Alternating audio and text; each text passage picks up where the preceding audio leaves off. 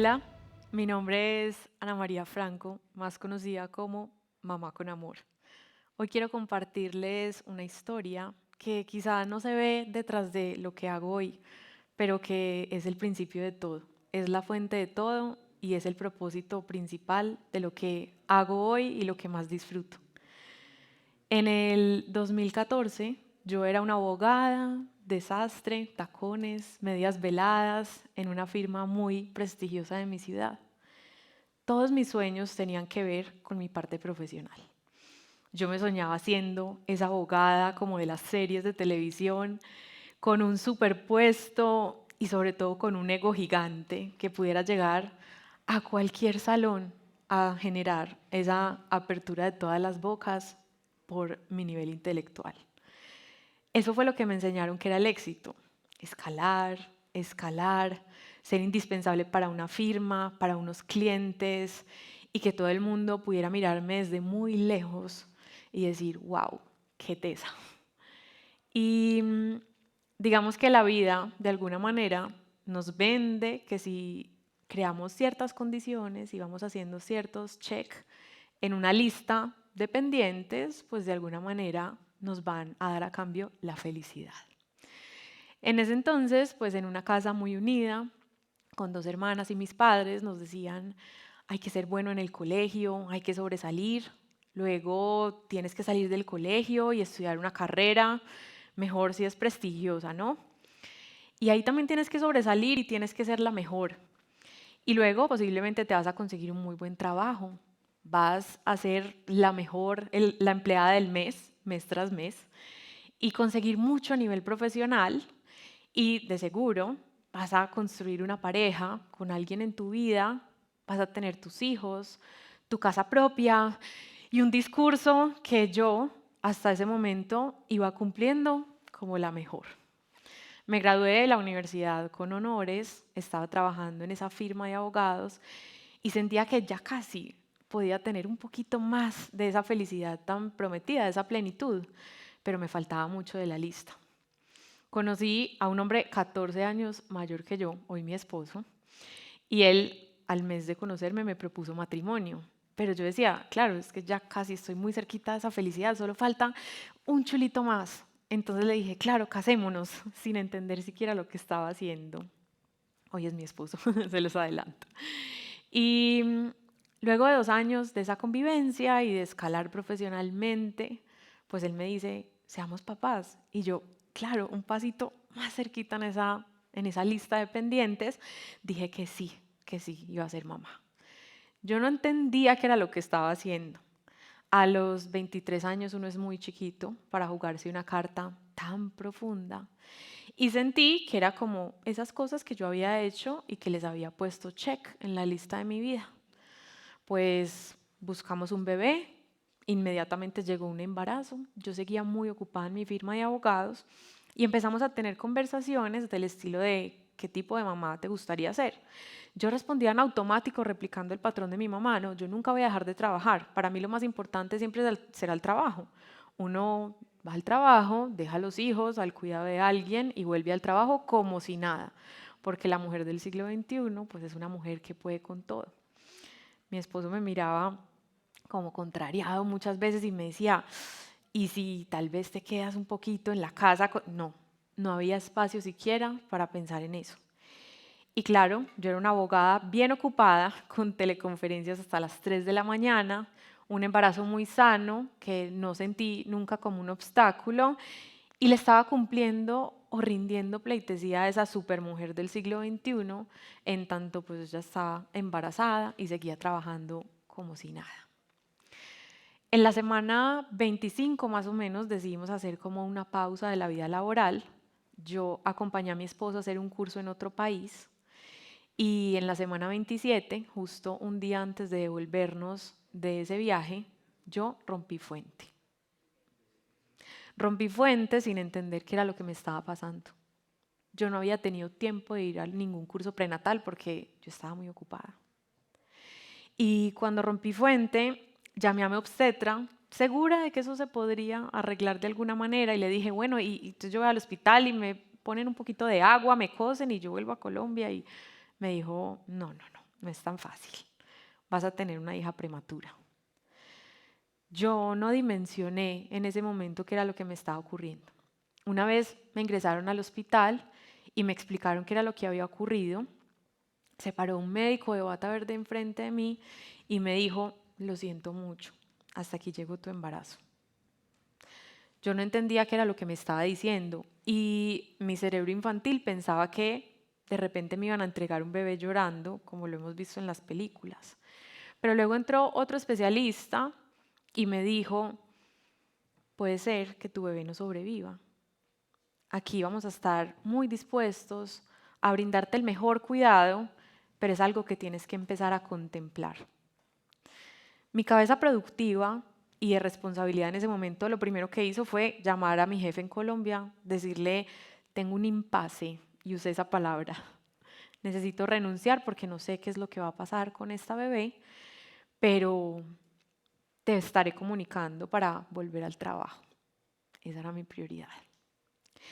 Y una vez fueron pasando las horas y fuimos viendo nacer muchos niños a nuestro alrededor en una sala comunitaria de partos, empecé a entender que la vida no estaba tan garantizada como yo creía, que estar en embarazo es un milagro y traer un hijo a la vida es el más maravilloso de todos.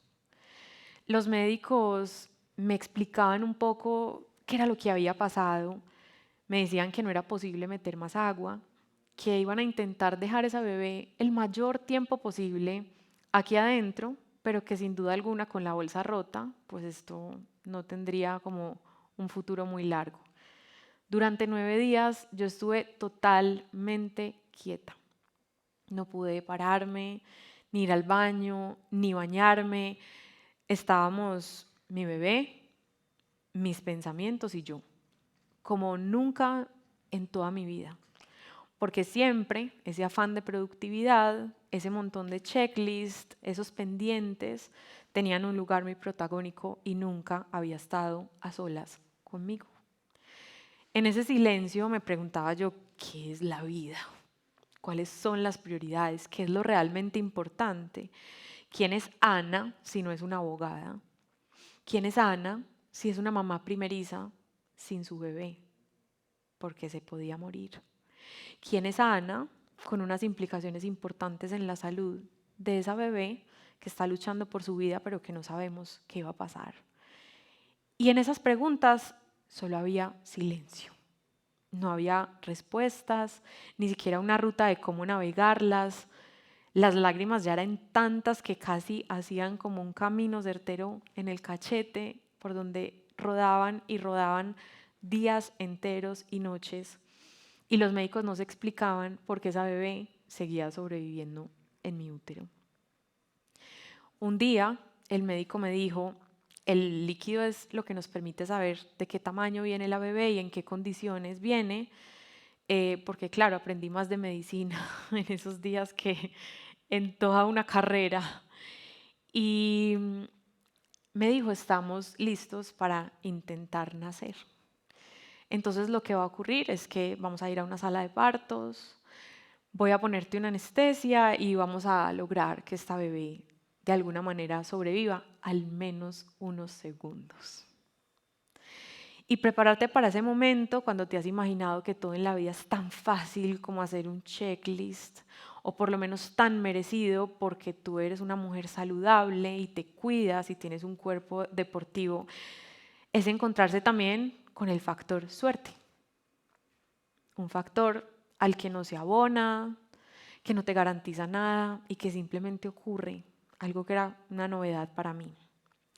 Con un positivismo un poco tóxico, yo entré a esa sala de partos, me practicaron una cesárea y cuando estaba lista para recibir a mi bebé y que me tomaran la foto,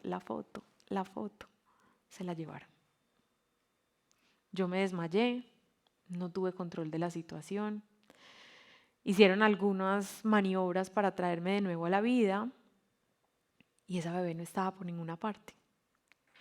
Cuando siquiera pude abrir los ojos y preguntarle a mi esposo qué había pasado, me dijo que todo estaba bajo control, que se la habían llevado corriendo a la UCI, que era completamente normal, que una bebé de 29 semanas era una bebé muy pequeñita, que estaba perfecta, que era hermosa. Yo le había pedido que le contara los dedos y me cumplió la promesa de contárselos. Y el médico me decía, tranquila, recupérate, es que es primero tu salud y luego la de tu bebé. Y yo le decía, pero ¿qué mamá recién parida no quiere tener a su bebé enfrente? No soy capaz. Y me decía, es que tú también fuiste intervenida, tranquila, y yo no tengo tranquilidad hasta que yo la tenga enfrente. Y rogué por una silla de ruedas o por una camilla o por alguien que me ayudara a ir hasta la NICU, que era el lugar donde ella estaba. Y cuando entré no vi más que carne. Carne sin ojos, sin pestañas, carne tapada, carne entubada, carne cableada en una cajita de cristal. ¿La puedo tocar? No. ¿Puedo saber cómo está? Está viva, mírala. ¿Y cómo va a estar? No lo sabemos, ni tú ni nosotros. Esa fue la respuesta que recibí durante los 22 días en que mi hija estuvo en cuidados intensivos. Una conexión, un encuentro obligado con el presente. Aquí y ahora está viva, aquí y ahora respira. Dentro de 5 minutos no sabemos. Y también una conexión como con lo mágico, esotérico, increíblemente maravilloso de lo que es estar vivo. De alguna manera yo daba por hecho que uno pues respira, corre, camina, el corazón bombea, uno tiene pulsaciones, sus pulmones se llenan, se vacían una y otra vez y ya, y no hay misterio y ya, y estamos muy desesperados por otra cosa. Y en esa experiencia, cada vez que yo veía inflarse esos pulmoncitos, que además no tenían casi que ni piel, decía, wow, una vez más lo hizo, con ayuda de una máquina, pero lo hizo. Wow, una vez más se está moviendo, wow, una vez más hay un cambio de pañal, wow, una vez más la máquina no pita. Y el médico me decía, no te aferres, no te aferres, es que es muy difícil. ¿Cuánto pesa mi hija? 900 gramos. ¿De qué tamaño es? Del tamaño de mi mano. ¿Tiene pestañas, uñas, cejas? No tiene nada. ¿Y va a ser normal? Lo normal es que estemos vivos. ¿Estás viva?, me contestaba la enfermera. Una terapia bastante fuerte para una mamá tan chiquita y para cualquier mamá y ser humano en el mundo. Una de las enfermeras se encariñó grandemente con nosotros y me decía que muchas mamás no eran capaces ni siquiera de visitar ese lugar porque era muy difícil aferrarse a algo que no tenía un pronóstico positivo.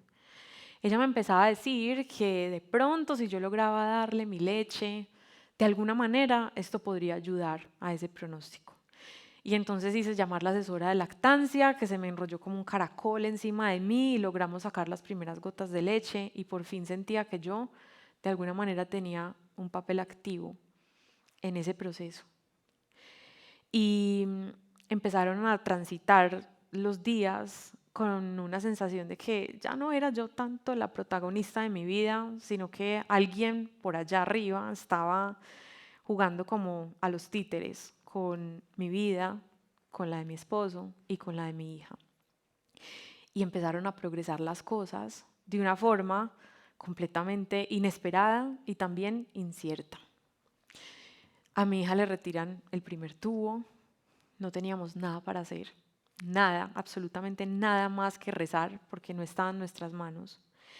Y otro día le abrieron la tapa de la incubadora y pudimos cargarla por primera vez, luego de más de 2 semanas de estar viva.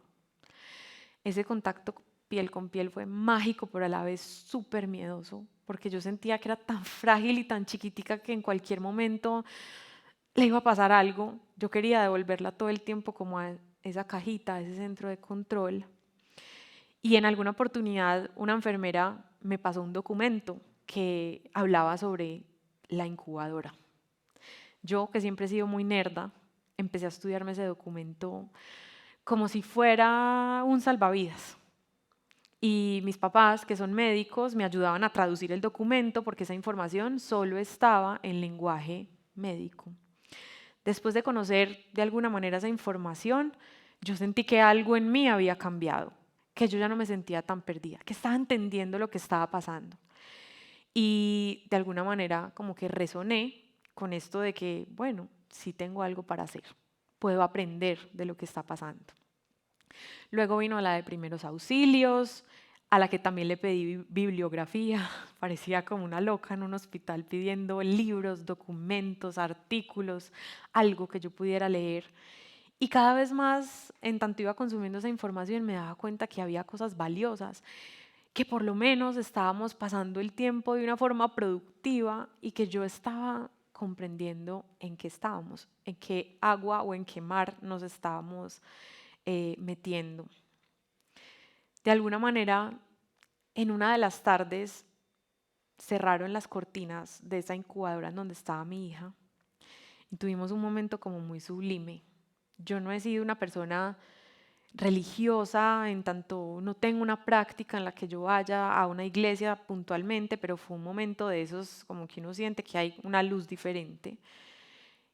Y yo le hice una promesa a mi hija.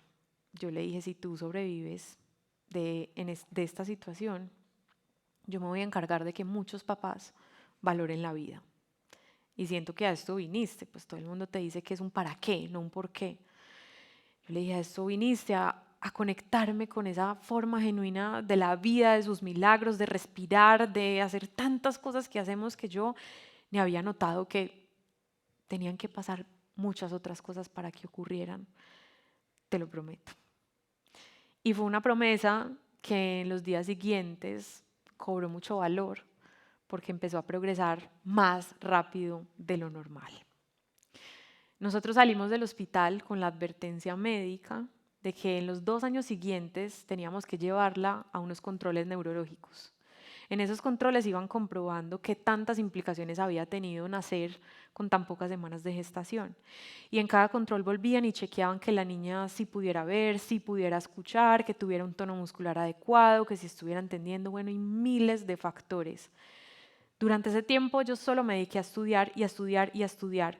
Y entre más estudiaba, más me daba cuenta que había información demasiado valiosa que los padres pocas veces conocen, a menos de que se enfrenten a situaciones tan difíciles como la que navegamos en familia. Y siempre esos documentos, esos diplomados, talleres, información estaban dirigidos o a médicos o a psicólogos, nunca a un público en general. Entonces yo tenía como un cuartel de estudio, mis papás, la pediatra, el neurólogo, bueno, miles de personas que, bueno, miles no, tal vez un grupito chiquito de personas que nos ayudaban como a desglosar esa información y yo estaba aprendiendo muchísimo sobre eso.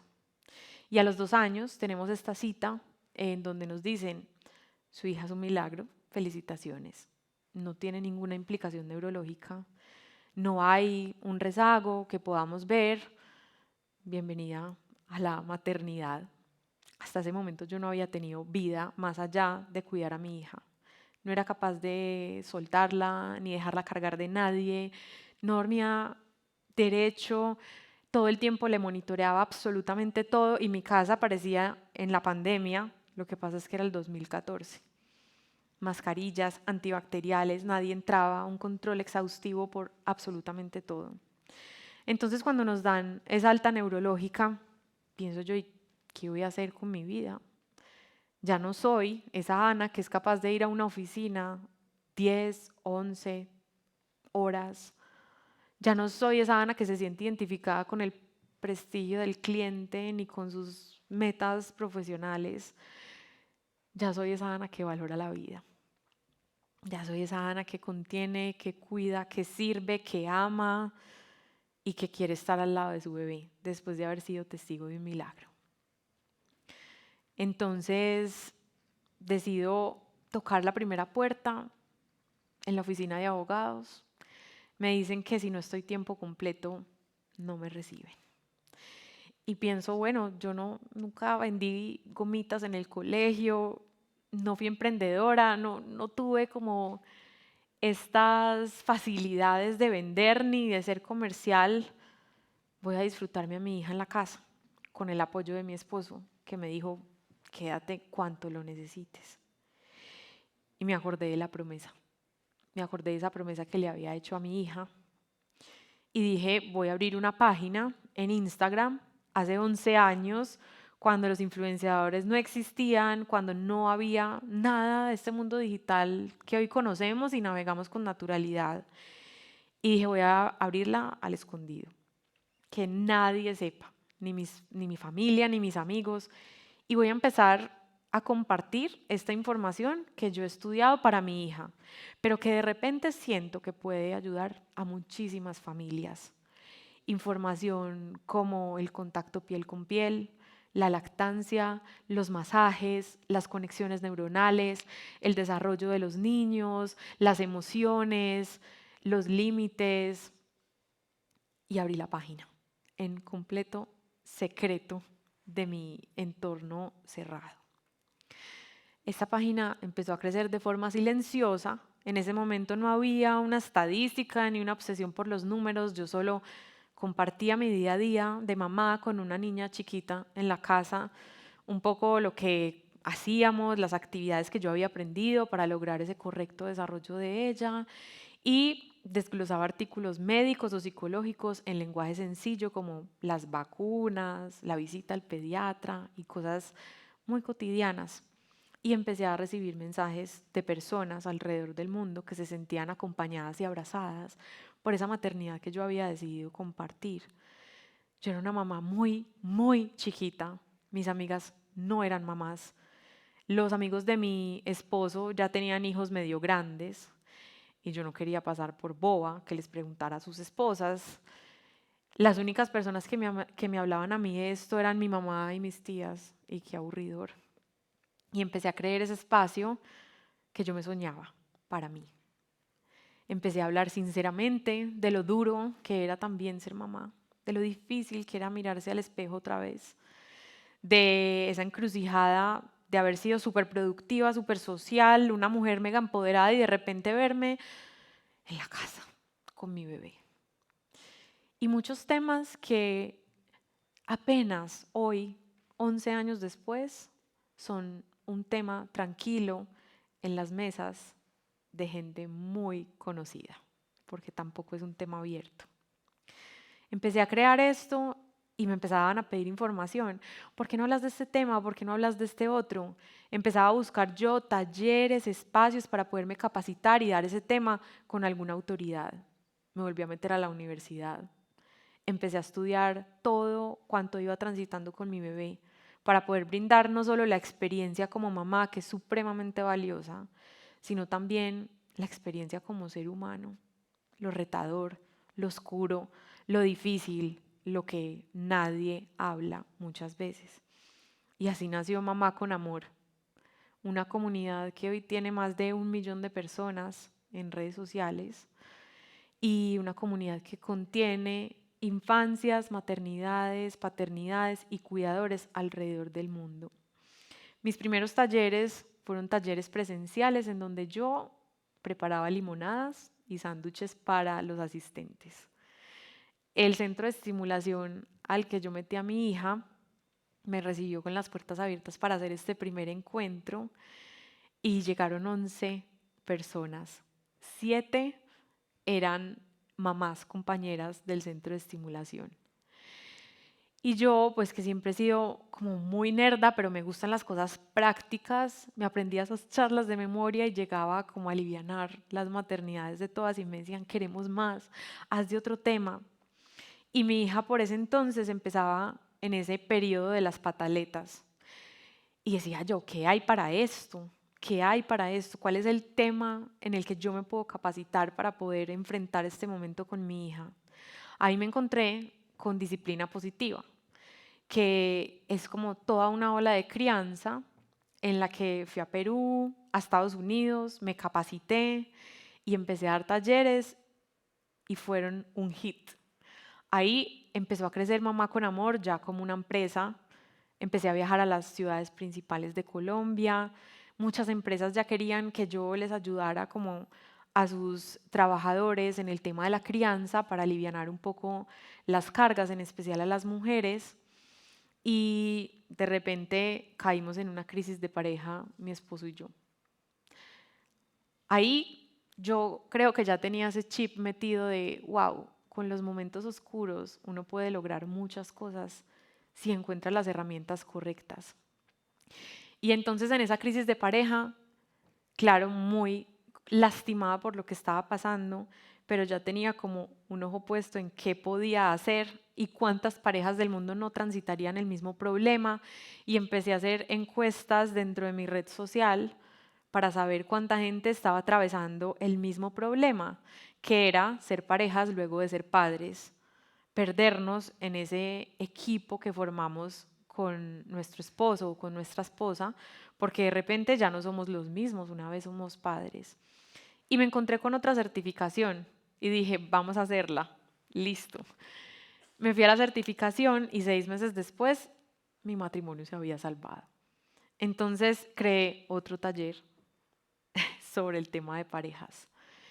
Y dije, qué especial es empezar a ver la vida en tanto tiene retos, problemas, cosas muy desagradables siempre.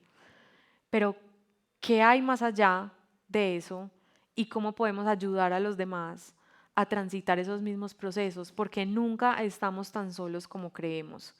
Yo ya lo sabía en el tema de la maternidad.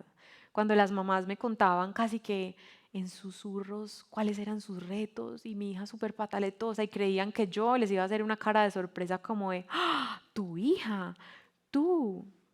En el camino se daban cuenta que todos los niños en su primera infancia hacen pataletas, todos los niños en su primera infancia están aprendiendo a regularse y por eso son retadores. Asimismo, con el tema de la pareja. La mayoría de las parejas, cuando tienen hijos, experimentan algún tipo de crisis.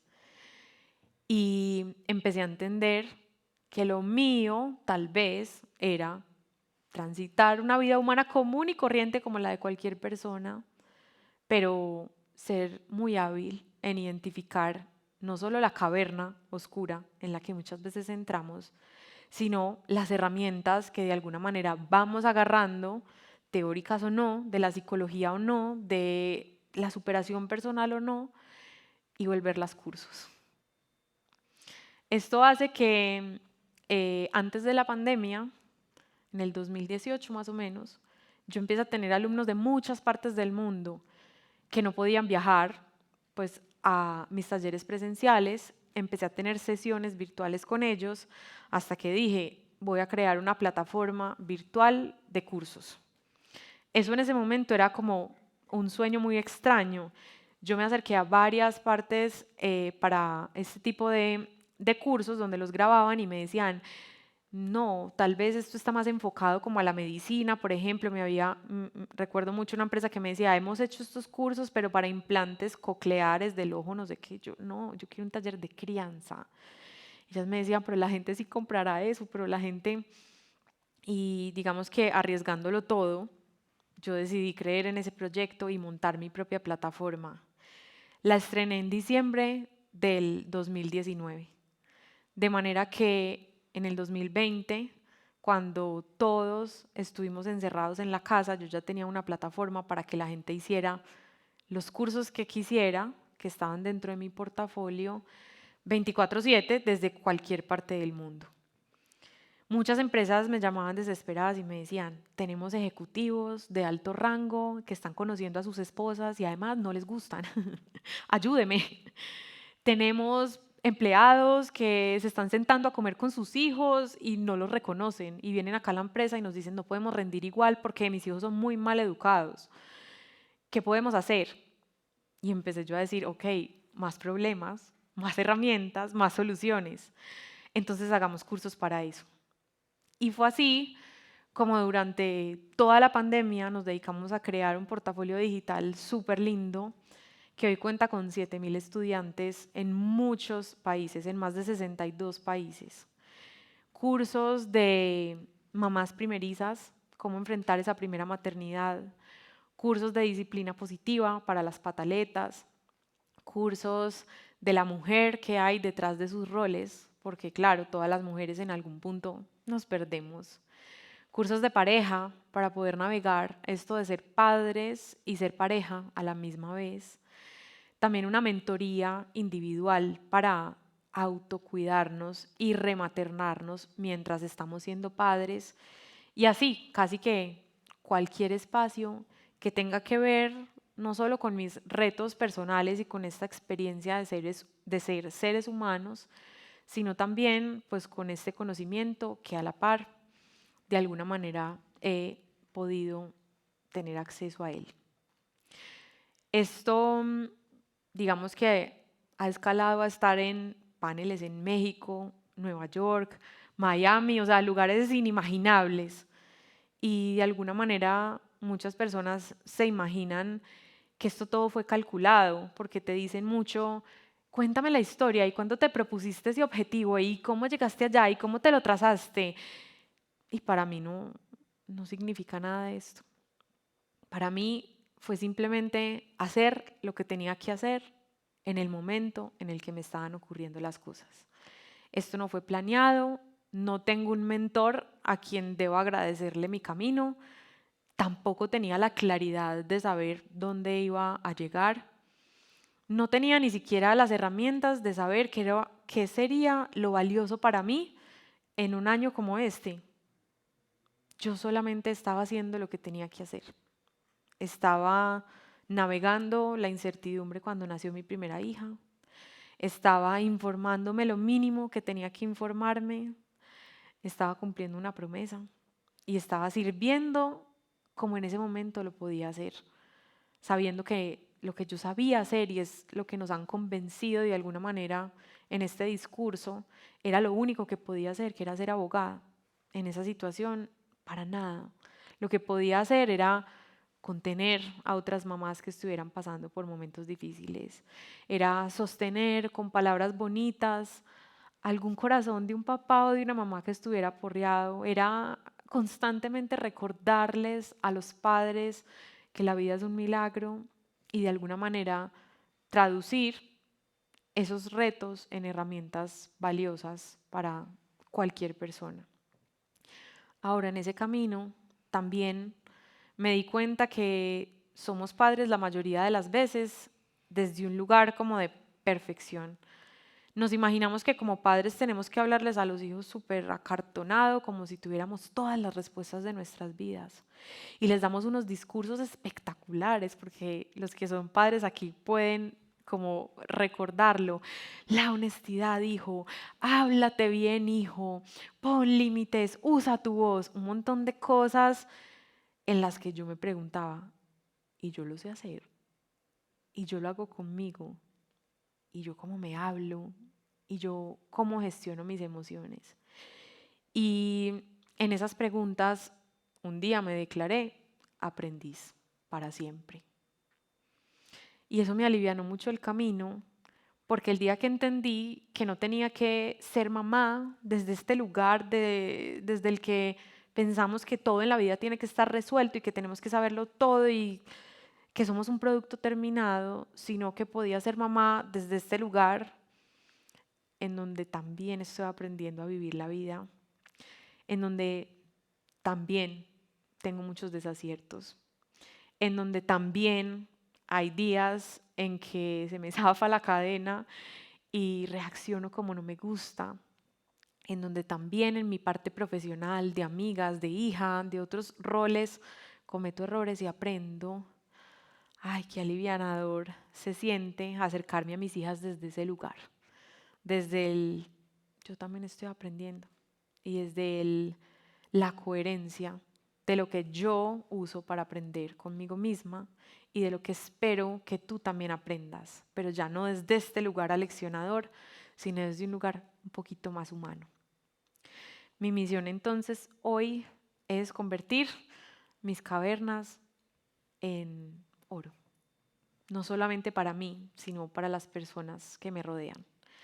Y mantener viva, muy viva esa experiencia que me abrió las puertas a la maternidad, donde aprendí que el control no lo tenemos, es una ilusión, donde aprender que estar vivos es realmente un milagro y donde servir debe ser la bandera de todos los seres humanos, desde la cosa más pequeñita que hagamos.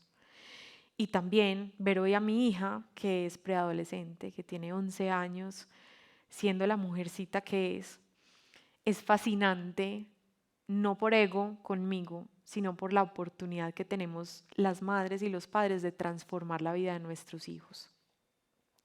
Para terminar esta historia me gustaría contarles la historia de la mamá de Thomas Edison. No sé si la conocen.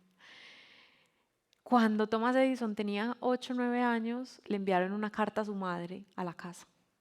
Y esa carta le decía: señora Edison, este colegio no puede enseñarle a su hijo.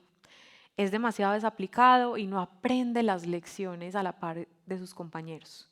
Hasta hoy, su hijo está recibido en el colegio. Por favor, retírelo y no lo vuelva a traer. Atentamente, la escuela. En ese entonces, Thomas Edison no sabía leer muy bien, claramente por eso lo habían expulsado.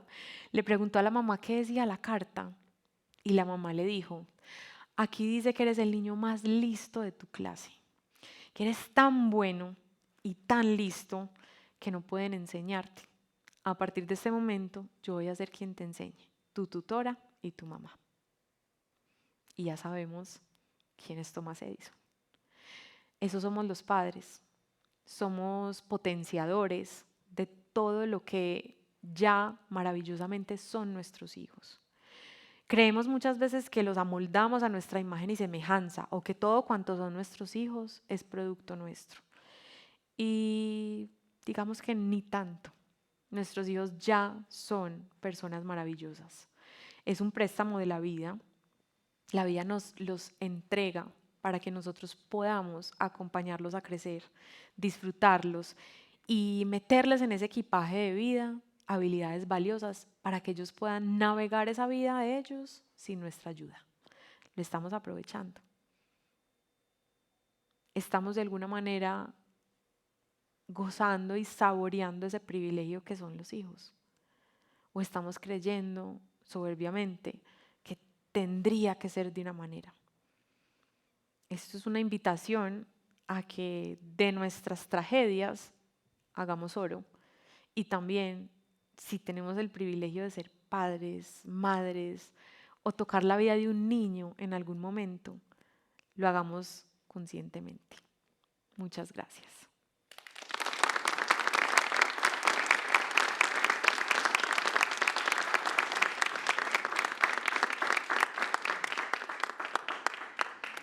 Ana, gracias. Gracias por esta historia y gracias por todo lo que haces. De verdad que para nosotros los papás y para nosotras como mujeres también es demasiado valioso todo ese contenido y todo lo que haces sirviendo. Porque ahora entendiendo más el propósito, pues con más razón, ¿cierto? Esas dos experiencias de tus dos hijas en diferentes momentos de tu vida, que creo que hoy lo voy a vivir, viviendo obviamente el día a día del embarazo, pero pues obviamente va a tener muchos años de diferencia entre Agustina y Belén. Es diferente y se siente diferente, pero contanos un poquito de esa experiencia tuya con todas las herramientas, todo lo aprendido de un embarazo a otro, más tranquila en el segundo. ¿Cómo Bueno, fue? A ver si aprendo un poquito. siento que a mí ese primer embarazo me dio raíces. Me hizo ir como dentro de mí, preguntarme quién era, cuál era esa mamá que yo quería ser, reevaluar cuáles eran esos valores, esos principios, qué era lo realmente importante en la vida. Y fue como si yo me encerrara en una cápsula para poder maternar esa primera hija. Yo no quería que nadie la tocara, yo no quería que nadie me visitara, yo solo quería estar ella y yo, y ya. Mi segundo embarazo fue 1 año y 10 meses después de mi primer embarazo. Y fue un embarazo muy diferente, porque yo ya tenía como toda la atención puesta en esta chiquita, que requería toda mi energía también. Y una vez tuve a Elisa a término, un embarazo eterno, porque tenía todas las amenazas del mundo, y llega esta chiquita al mundo, para mí fueron alas. El primero fueron raíces y el segundo fueron alas. Yo siento que Elisa me regaló la posibilidad de delegar, de soltar el control, de pedir ayuda. Yo con mi primera hija no aceptaba absolutamente nada de parte de nadie. Y con Elisa me tocaba porque no tenía la posibilidad pues, de tener 4 manos, no las he desarrollado todavía. Entonces fue dejarme ayudar, fue dejarme contener, fue reconocer mis limitaciones como persona, o sea, decirle muchas veces a Mariana que no, Mariana es mi primera hija, que no podía estar con ella, que estaba con su hermanita y bajo unas circunstancias tan diferentes, ya no con miedo, ya no como con esa ansiedad, sino con tranquilidad, con información y con seguridad. Entonces, cada embarazo yo siento que nos cambia y nos moldea como distintas formas. Yo que hablo tanto con las mamás, tercer hijo también, otra experiencia, cuarto, bueno, los que sean, pero cada uno de los embarazos tiene como muchos regalos. Y siento que con el primer hijo la mayoría estamos muy enfocadas en que haga esto, que camine rápido, que coma rápido, que pues como acelerar el proceso.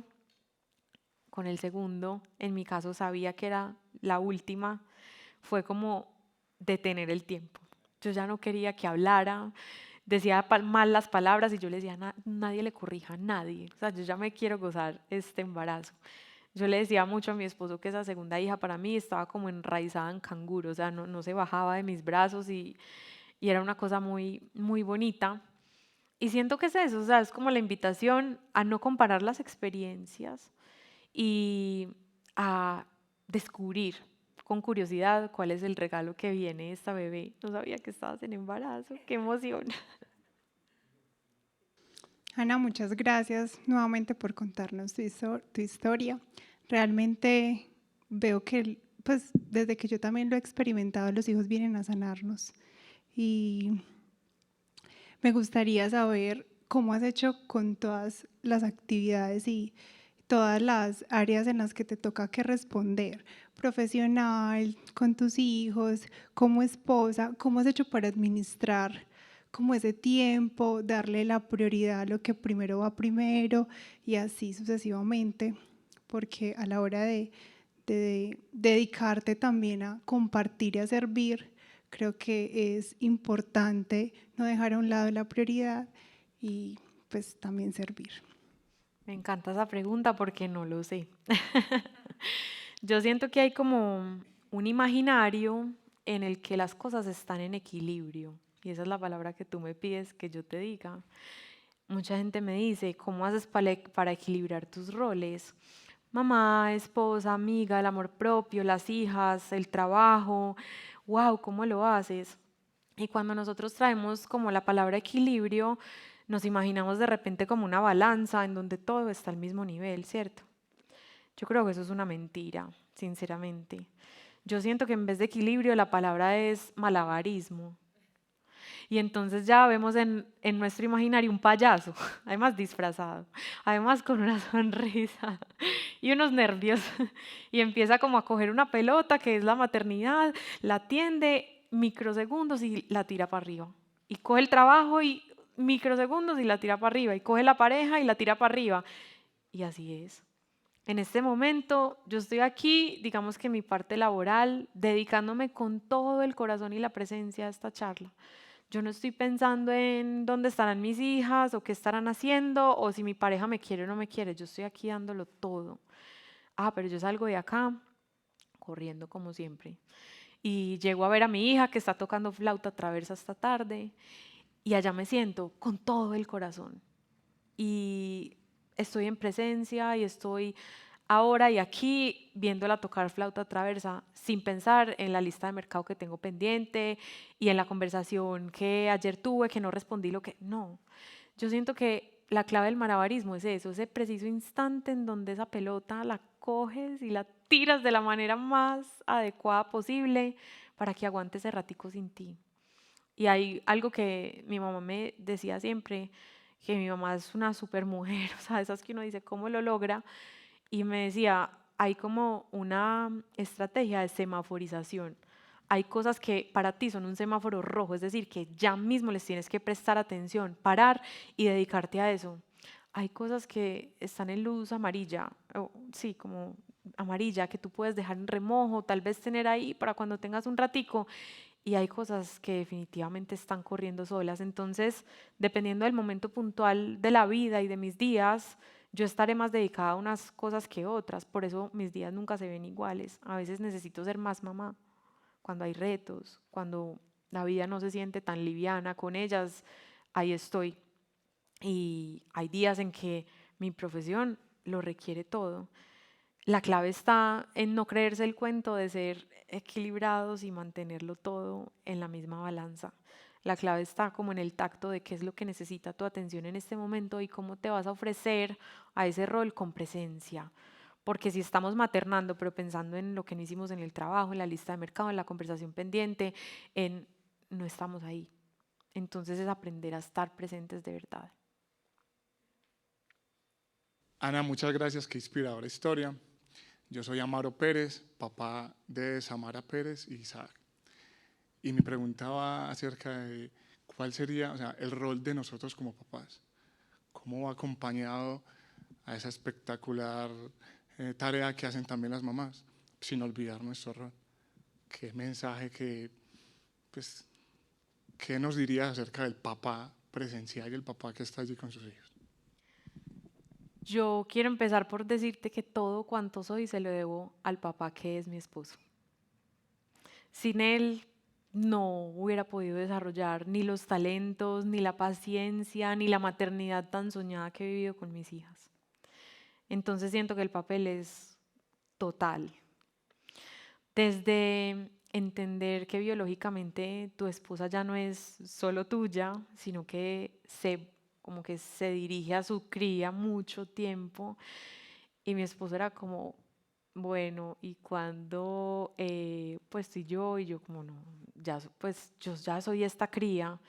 Pero siento que su papel fue súper determinante en el momento en que él me dijo como, hola, soy tu esposo, muy chévere que seas la mamá de mi hija, pero yo también soy tu esposo.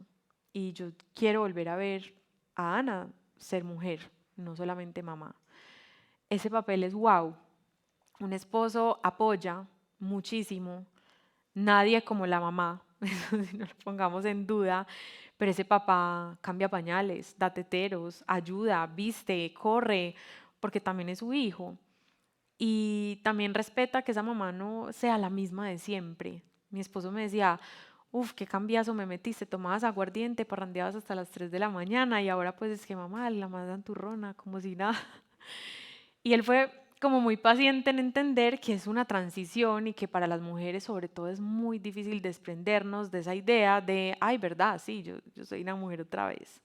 Entonces siento que el papel es muy activo y en la crianza es total. Una pareja que trabaja como un equipo es una casa que fluye, es una rutina que es cómoda y bonita para todos.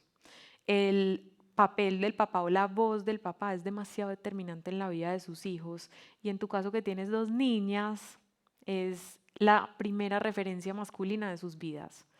Tus hijas van a buscar un papá, una pareja como tú, como papá. Y ese peso del papel es bastante importante. Muchos padres son malos padres pensando que sus hijas van a tomar mejores decisiones. No hay tal cosa, no hay tal imaginario. Los seres humanos replicamos como esos patrones, bien sea porque nos adherimos a ellos, es decir, imitamos eso, buscamos una pareja como nuestro papá, o bien sea porque les huimos y entonces buscamos todo lo contrario. Y en ambos casos hay desastres porque no hay conciencia. Entonces, ser la pareja que quieres que se consigan tus hijas es una idea de lo que puedes llegar a ser. Ser padres conscientes no solo implica hacer un rol con nuestros hijos, sino también con nosotros mismos. Significa acompañar a crecer mientras nosotros seguimos creciendo. Significa acompañar a aprender mientras nosotros aprendemos y enseñamos. Creo que cada vez que un padre sepa lo maravilloso de la vida de su hijo y la oportunidad que tiene de crear un impacto positivo en él, es una vez que alguien sonríe desde el cielo. Muchas personas piensan en dejarle un mejor planeta a nuestros hijos. Yo los invito a que le dejemos mejores hijos al planeta. Muchas gracias.